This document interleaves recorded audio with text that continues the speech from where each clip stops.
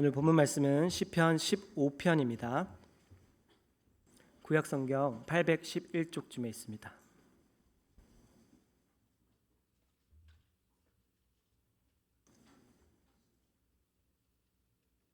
구약성경 811쪽쯤에 있습니다. 시편 15편 1절에서 5절 말씀입니다.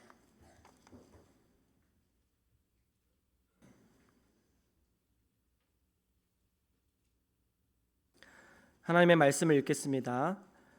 여호와여, 주의 장막에 머무를 자 누구 오며 주의 성산에 사는 자 누구 오니까? 정직하게 행하며 공의를 실천하며 그의 마음에 진실을 말하며 그의 혀로 남을 허물하지 아니하고 그의 이웃에게 악을 행하지 아니하며 그의 이웃을 비방하지 아니하며 그의 눈은 망령된 자를 멸시하며 여호와를 두려워하는 자들을 존대하며 그의 마음에 서운한 것은 해로울지라도 변하지 아니하며 이자를 받으려고 돈을 꾸어 주지 아니하며 뇌물을 받고 무죄한 자를 해하지 아니하는 자이니 이런 일을 행하는 자는 영원히 흔들리지 아니하리니이다. 아멘. 오늘은 주일입니다. 혹시 이 주일 예배 자리로 나아오실 때 내가 예배 드려도 되는 사람인가? 하고 고민해보고 나오신 분 계십니까? 혹은 나는 예배에 합당한 사람인가? 하는 질문을 들고 여기에 나오신 분 계십니까?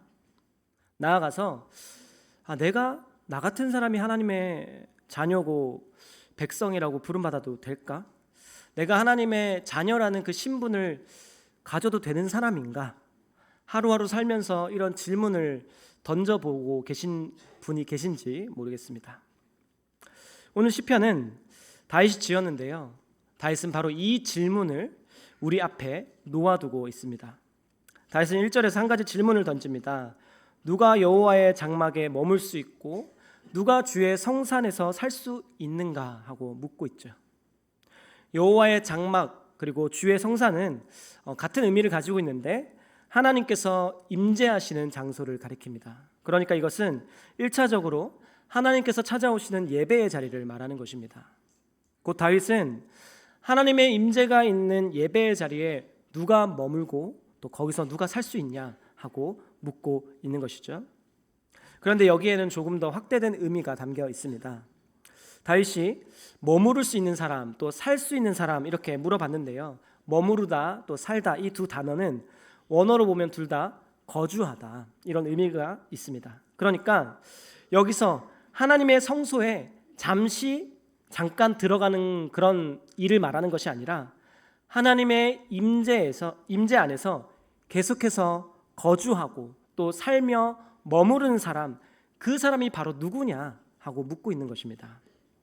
하나님의 성소, 하나님의 임재의 자리에 계속해서 머물며 살아가는 삶, 그 삶을 우리는 영생이라고 부르죠. 또 다른 표현으로는 천국의 삶이다라고 말할 수도 있겠습니다. 그러니까 다윗은 지금 굉장히 중요한 질문을 던지고 있는 것입니다. 아주 진지하게 인생에서 가장 중요한 질문을 던진 거죠. 도대체 누가 예배를 드릴 수 있느냐?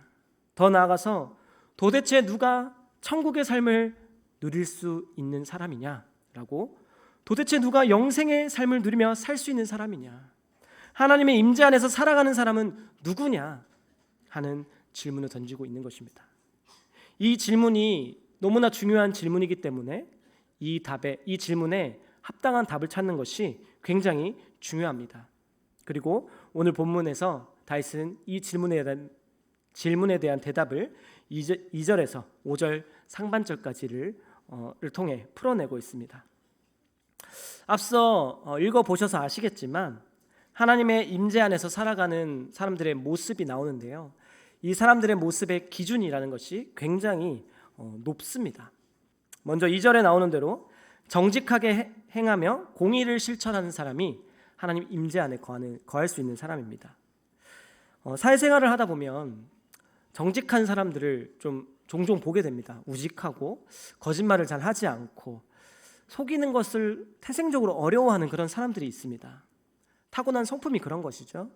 그러면 지금 여기서 말하는 정직한 사람이 바로 그런 우직한 사람을 말하는 것일까요?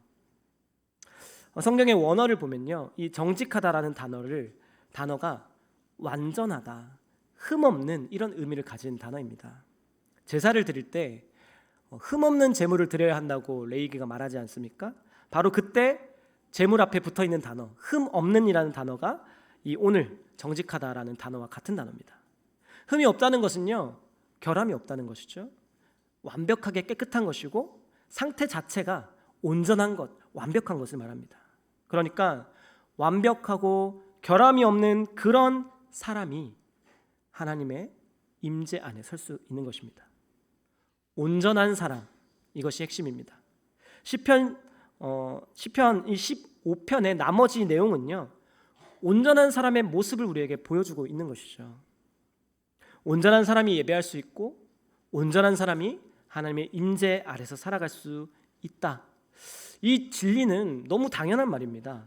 마태복음 5장 48절은 이렇게 말씀합니다. 그러므로 하늘에 계신 너희 아버지의 온전하심과 같이 너희도 온전하라. 이 말씀처럼 하나님께서 온전하시기 때문에 하나님의 임재 안에서 살아가는 자녀들, 백성들 당연히 온전해야 하는 것입니다. 조금이라도 부족하고 약간의 흠이 있어도 하나님과 어울리지 않습니다. 온전한 사람의 모습을 조금 더 구체적으로 살펴보겠습니다. 2절에 보니까 하나님의 임재 안에서 살아가는 사람은 또한 공의를 실천합니다. 공의라는 것은 하나님의 말씀을 따라서 도덕적, 윤리적으로 옳게 행하면서 살아가는 것을 말하죠. 어쩌다 한번 말씀을 따라 사는 것이 아니라 살아가는 모든 순간 가운데 말씀이 기준이 되고 말씀대로만 사는 사람, 그 사람이 하나님 임재 안에 설 수 있습니다. 이어서 2절 하반절을 보시면요, 그의 마음에 진실을 말한다고 하죠. 진실은 믿을 만하고 신뢰할 만한 것을 의미합니다. 여기서 마음의 진실을 말한다, 이게 중요한데요, 마음으로부터 진실을 말하는 것입니다. 때로는 겉으로 드러나는 말은 진실한 것처럼 보이는데 속에는 온갖 추악한 마음이 결합된 경우가 있는 것이죠. 예를 들어서 예수님께서 잡혀가시는 밤에 가룟 유다가 대제사장들과 장로들에게서 파송된 무리를 데리고 예수님께로 오지 않습니까? 그리고 예수님께 나아가서 가룟 유다가 랍비여 안녕하시옵니까 하고 입을 맞춥니다. 안녕하십니까 라는 인사는 평안과 즐거움이 당신에게 있기를 바랍니다 라는 말입니다. 그 말 자체는 굉장히 진실한 말입니다. 좋은 말입니다. 그런데 그 가룟 유다의 입맞춤 속에 실제로 예수 그리스도의 평안을 바라는 마음이 있겠습니까? 아닌 것이죠. 그 인사와 입맞춤은 병사들이 잡아야 할 예수가 누군지 알려주는 신호였습니다.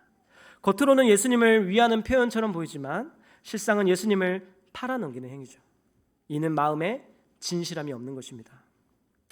이어서 3절은 관계적인 부분을 말하고 있는데요, 하나님의 성소에 머무르는 사람은 그의 혀로 남을 허물하지 아니하고 그의 이웃에게 악을 행하지 아니하며 그의 이웃을 비방하지 않는 사람입니다.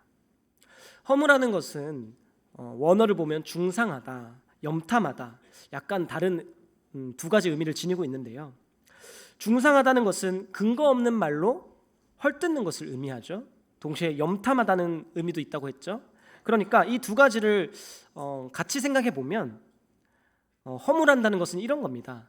저 사람을 헐뜯기 위해서 염탐하듯이 바라보다가 뭐 하나 딱 잡히면 그걸 물고 늘어지면서 뜯어내고 씹고 공격하는 말을 쏟아내는 것, 그게 바로 이 허물하다라는 단어의 의미인 것입니다. 또한 이 사람은 이웃에게 악을 행하지 않습니다. 이웃에게 악을 행한다는 것은 손해를 끼치지 않는다는 것입니다. 사람들은요, 내 유익이 되면 다른 이들에게 해가 되더라도 아무렇지 않게 생각할 때가 있습니다. 그러나 비록 어떤 일이 내게 유익이 된다 할지라도 그것이 이웃에게 해가 된다면 하나님 성소에 머무르는 사람은 참아낸다는 것입니다. 그 일을 포기한다는 것입니다. 성경에서 예를 한번 찾아볼까요? 이스라엘이 여리고성을 점령했을 때 하나님께서 모든 것을 진멸하라고 하셨습니다. 그런데 그때 아간이 그 말씀을 어기고 물건을 훔쳤죠. 그 결과가 무엇입니까? 아이성 전투 때 이스라엘 백성들이 패배하고 전투에서 36명이 죽었습니다. 아간은 자신의 유익을 위해서 물건을 가져갔는데 그것이 그대로 이웃들의 생명을 빼앗는 크나큰 해악을 끼친 것이죠. 바로 이런 모습이 이웃에게 악을 행하는 것입니다.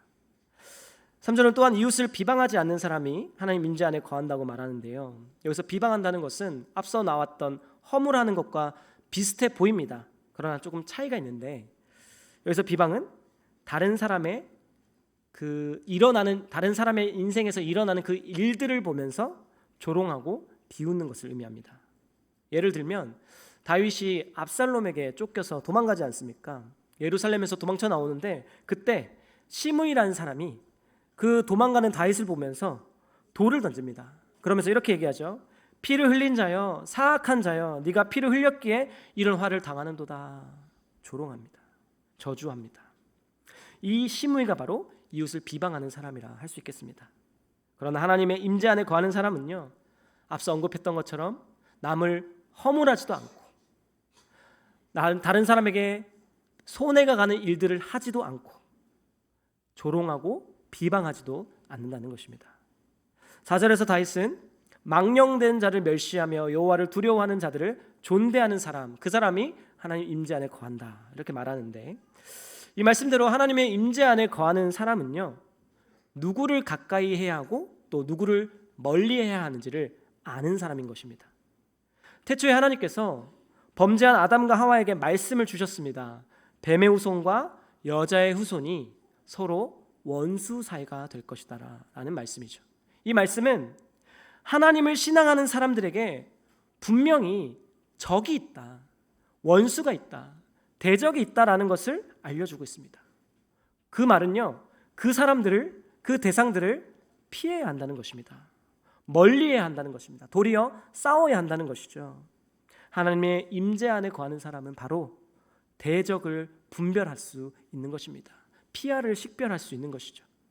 야고보서 4장 4절은 세상과 벗이 되고자 하는 자는 스스로 하나님과 원수되는 것이라고 말합니다.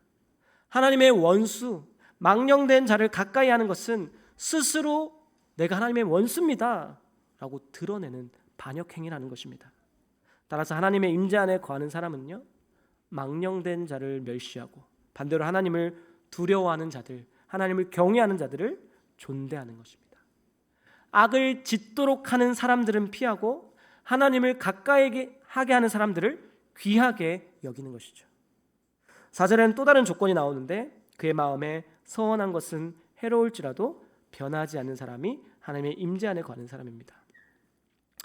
이 말씀은 조금 해석하기 어려운데요, 쉽고 단순하게 이해해 보자면 하나님 앞에서 한 약속이 비록 내 삶에 손해가 된다 할지라도 어기지 않는다라는 의미입니다.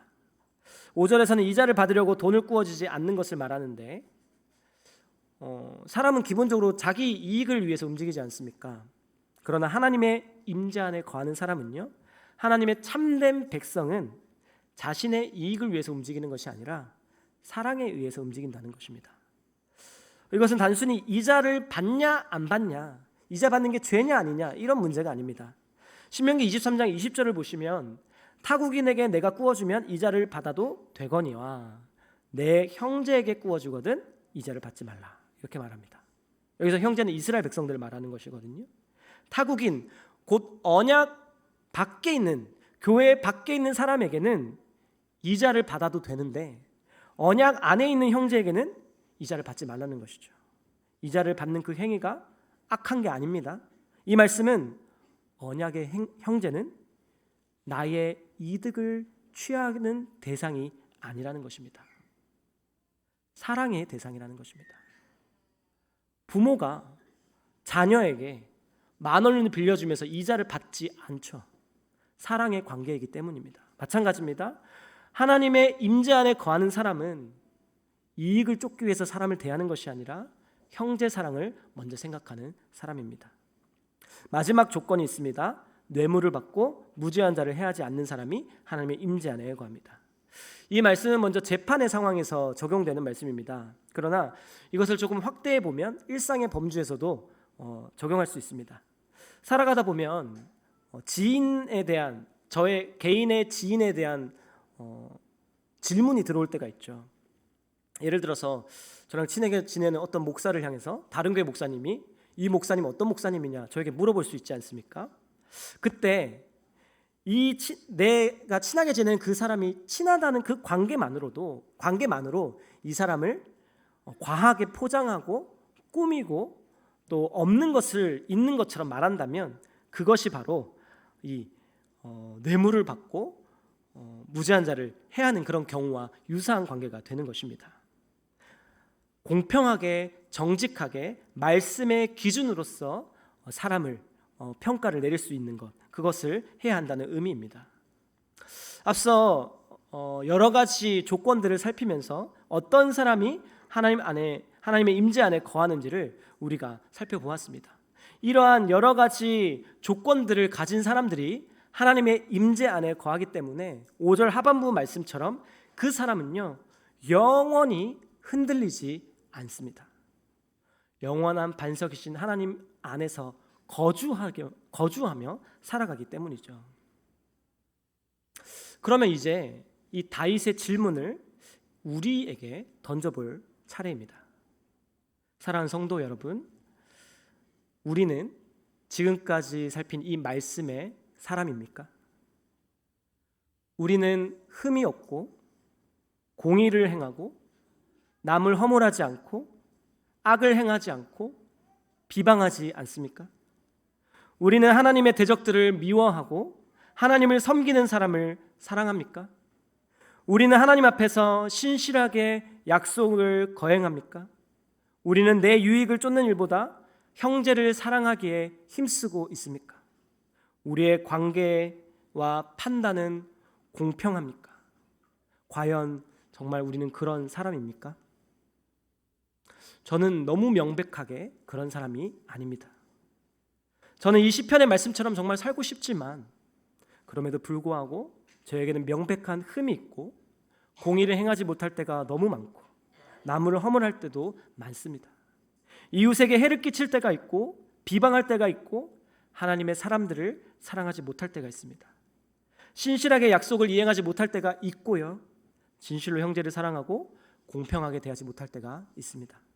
그래서 저 스스로는 하나님의 임재의 자리로 들어갈 수가 없고 거기에 거하면서 살 수도 없습니다. 특별히 삼위일체 하나님께서 찾아오시겠다 약속하신 이 예배의 자리에 설 자격이 제 안에는 없습니다. 근데 저만 없습니까? 이 자리에 앉아 계신 많은 분들이 계신데요, 누가 자격을 가지고 계십니까?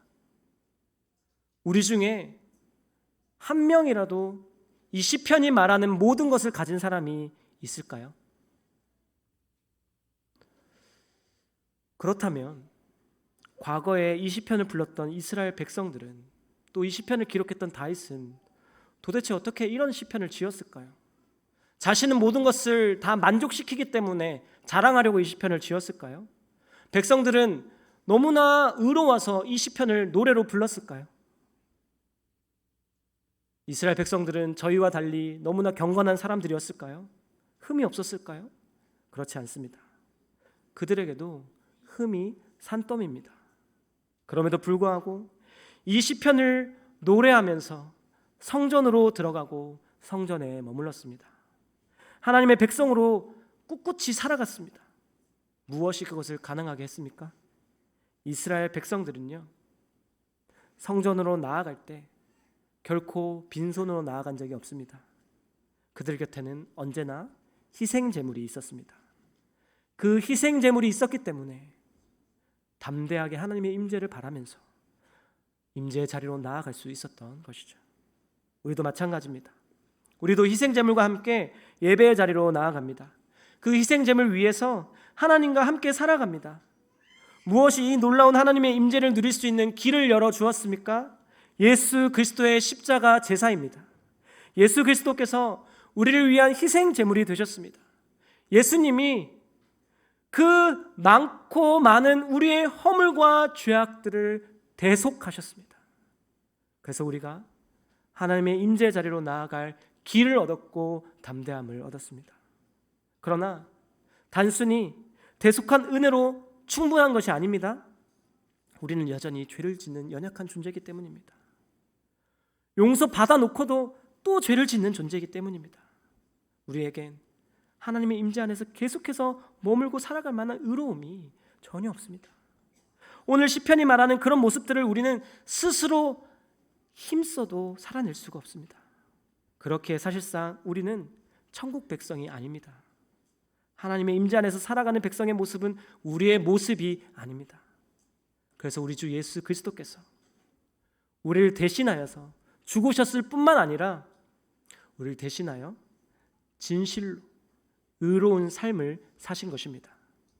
우리의 의가 되어 주시기 위해서 오늘 시편 15편의 그 말씀 하나를 놓치지 아니하시고 말씀 그대로 흠이 없는 제물로서, 흠이 없는 사람으로서, 온전한 사람으로서 일평생을 살아가신 것이죠. 예수님의 삶에는 전혀 흠이 없었습니다.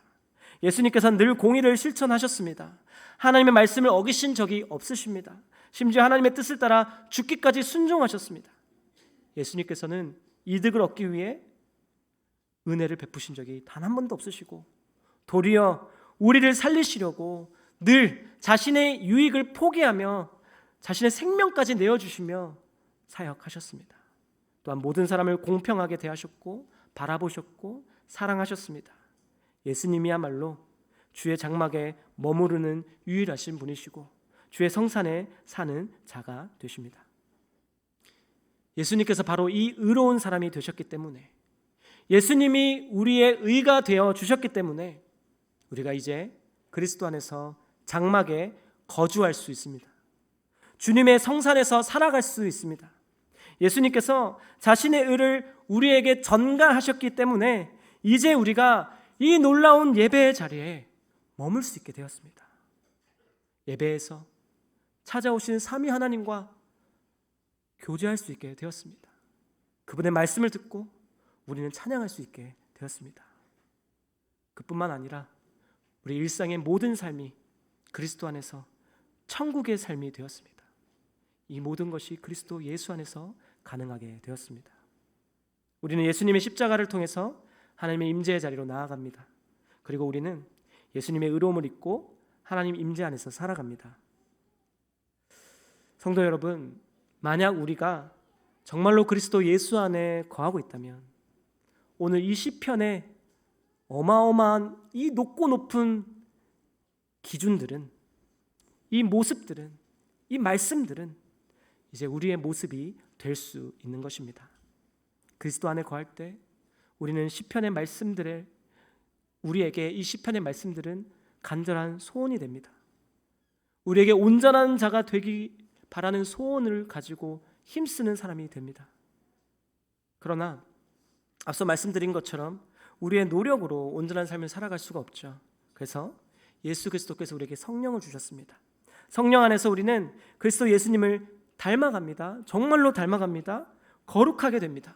시편 15편이 말하는 성전에 머무는 사람이 정말로 되어 갑니다. 성령의 능력으로 우리는 하나님의 임재 안에 당당하게 거주하는 사람이 됩니다. 사랑하는 성도 여러분, 오늘 시편은 그리스도 안에서 성령의 도우심으로 살아가는 바로 그 사람을 그리고 있는 것입니다. 이것이 우리의 모습이다, 이것이 너희다 라고 말하고 있는 것이죠. 그렇다면 이제 우리가 성령의 도우심을 힘입어 정말로 이 모습을 덧입어 가야 하지 않겠습니까? 어떻게 우리가 이 시편의 말씀대로 살아갈 수 있을까요? 가장 먼저 탄식하며 기도해야 합니다. 이 말씀을 집에 가면서 또 주중에도 계속 한번 읽어보십시오. 그리고 이 말씀의 모습이 우리에게 나타나지 않을 때, 그때 정말로 탄식하시기를 바랍니다. 울어야 합니다. 우리에게 힘든 일이 생기면 울며 기도하지 않습니까? 도와달라고 부르짖죠? 그런데 그것보다 더 심각하게 울어야 할 일이 있다는 것입니다. 이 시편의 말씀대로 살지 못할 때가 바로 울어야 할 때입니다. 하나님의 임재의 자리에 부름받았음에도 불구하고 여전히 남을 비방하고 여전히 세상을 사모하고 여전히 온전하게 살아가지 못할 때, 그때 가슴을 치면서 통회하면서 주님의 도움을 구해야 한다는 것입니다. 하나님, 제가 여전히 예배의 자리에 어울리지 않습니다. 아버지, 제가 아버지처럼 온전하지 않습니다. 아버지, 저를 아들답게 만들어 주십시오. 저를 그리스도답게 빚어 주십시오. 그게 우리의 가장 긴박한 기도 제목이어야 합니다. 한 번 기도하면 됩니까? 평생 기도 제목이죠. 어느 날 하루는 말씀대로 형제를 사랑하는 것처럼 보여도, 어느 날 하루는 입술에 비방하는 말이 사라지는 것처럼 보여도 언제곤 다시 실수하는 것이 우리들 아닙니까? 그러니 우리는 날마다 이 말씀을 붙들고 기도해야 합니다. 그러니까 우리에게 얼마나 기도가 필요할까요? 기도하지 않고서는요, 하나님 임재 안에 거할 수가 없는 것입니다. 하나님의 백성으로 살아갈 수가 없는 것입니다. 기도만 하면 끝입니까? 그렇지 않죠. 성령님과 함께 진실로 날마다 애쓰고 힘쓰면서 정욕과 본성과 맞서 싸워야 합니다. 우리가 얼마나 남을 허물하고 비방하는 데 익숙합니까? 이 설교를 하는 순간에도 저는 너무 부끄러운데 우리의 입술에 너무나 습관적으로 이런 허물하는 일과 비방하는 말이 붙어 있어서 툭툭 튀어나옵니다. 그때 제발 아무렇지 않게 넘어가지 마십시오. 괴로워하십시오. 저를 포함해서 조심해야 할 것이 가정과 교회 안에서 비방하고 허물하는 말을 멈추는 것입니다. 누구는 이렇더라, 누구는 이런 것이 문제다, 누구에게 이런 일이 있었더라, 이런 말들은 세상은 아무렇지 않게 해도 됩니다. 그러나 오늘 시편이 분명하게 말하고 있지 않습니까? 하나님의 임재 안에 거하는 사람은 허물하지 않는다, 비방하지 않는다. 남을 허물하고 비방하는 그 즐거움을 우리가 버려야 합니다. 이 즐거움이 너무나 달콤해서 사람들이 모이면, 그리고 집에 들어가면 이 유혹에 빠져듭니다. 그때마다 성령님의 도우심을 구하십시오. 그리고 그 자리에서 바로 멈추어 서야 합니다. 또한 이런 말들을 내뱉는다면 그때 그 즉시로 잘못을 시인하고 이런 말을 한 것을 멈추자고 권해야 할 것입니다. 그래서 교회가 있는 것입니다. 혼자서는 이 말을 멈출 수가 없기 때문에, 이 일을 멈출 수가 없기 때문에 서로가 함께 모여서 서로 권하며 권면하며 죄짓기를 멈추는 것, 그러라고 거룩하게 지어져 가라고 교회가 있는 것입니다. 이 말씀을 붙들고 우리가 함께 정말 싸울 수 있었으면 좋겠습니다. 또한 4절의 말씀처럼 우리가 망령된 자를 멸시하고 여호와를 두려워하는 자들을 존대하며 살기 원합니다. 이것을 좋게 해석하자면 하나님으로부터 멀어지게 하는 사람들을 멀리하는 거죠. 하나님께로 가까이 하게 하는 사람들을 가까이 하는 것입니다. 예를 들어 매 주일마다 어디 놀러 가자고 하는 사람들과 계속 교제하고 비신앙적인 문화로 이끄는 사람들과 계속 교제하면서 하나님의 백성으로 온전히 살아갈 수가 있을까 하는 것입니다. 술을 예로 들어서 술자리를 부르는 친구와 가까이 살면서 술의 유혹을 끊어낼 수가 없는 것이죠. 계속 도박으로 유혹하는 친구와 가까이 하면서 도박의 유혹을 이길 수가 없는 것입니다. 반대로 기도와 말씀을 권하는 사람들과 가까이 할 때 너무나 자연스럽게 하나님을 함께 경외할 수 있게 되지 않겠습니까? 하나님을 경외하는 그 사람들을 가까이 하길 원합니다. 다른 모임보다 하나님을 향한 모임을 힘쓰길 권합니다. 그것이 우리에게 더 큰 기쁨과 복과 우정을 안겨줄 것입니다. 그리고 돈보다 복음 안에서 형제 자매된 우리 지체들을 더욱 사랑하길 원합니다. 형제 자매의 어려움을 우리가 교회 안에서 자주 마주하게 되죠. 그때 기꺼이 도울 수 있는 우리가 되길 원합니다. 형제의 어려움을 내 유익의 창출 기회로 삼지 마시고 섬기며 돕고 봉사하길 권합니다. 또한 교회 안에서 관계할 때 공평하게 관계하길 원합니다. 물론 나와 잘 맞는 사람들, 내게 잘해주는 사람들, 그런 사람들에게 더 잘해주고 싶은 것, 더 후한 평가를 주고 싶은 것이 우리 본성이죠. 그러나 그 본성이 죄악된 본성이라는 것입니다. 그리스도께서는 우리를 차별하지 않고 사랑하십니다. 그리스도께서는 우리에게 아무것도 받으신 것이 없으신데 먼저 우리를 사랑하셨죠. 그러니 이제 우리가 그 그리스도의 사랑으로 지체들을, 형제들을 공평하게 먼저 사랑해야 할 때가 아니겠습니까? 차별 없이 사랑하는 우리가 되길 권합니다. 오늘 본문 말씀으로 적용할 점을 찾아보자면 더 많은 시간이 필요할 것입니다. 그리고 개인의 삶마다 적용할 부분이 좀 다르겠죠.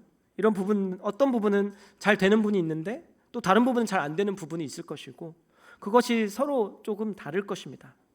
따라서 제가 일일이 다 적용점을 찾아 드릴 수는 없습니다. 그러니 이 말씀을 지금 이 자리에서 듣고 마치는 것이 아니라 시편 15편의 말씀을 깊이 자주 묵상해 보십시오. 그리고 우리의 삶에 거울로서 비추어 보시기를 권합니다. 나는 오늘 어떤 사람이었는가? 나는 이번 한 주간 어떤 사람이었는가? 그리고 나는 어떤 사람이어야 하는가? 그렇게 우리의 삶에 이 말씀이 열매 맺도록 함께 힘쓰기를 원합니다. 그러나 진실로 잊지 말아야 할 것은요, 노력으로 되는 게 아니라는 것입니다. 우리 개인의 노력으로 되는 게 아니라는 것이죠. 이미 그리스도 안에 있는 사람은 하나님의 임재 안에서 사는 사람이 되었습니다. 그리고 그리스도 안에 있는 사람은 성령의 도우심을 힘입어서 반드시 확실하게 그리스도의 모습으로 자라납니다. 오늘 본문 말씀이 정말 우리의 모습이 된다는 것이죠. 이 믿음으로 이 말씀을 붙들고 기도하며 살아가는, 그리하여서 하나님과 더불어 살아가는 우리 모든 성막의 교우들이 되기를 주님의 이름으로 축원합니다. 함께 찬송하길 원합니다. 찬송가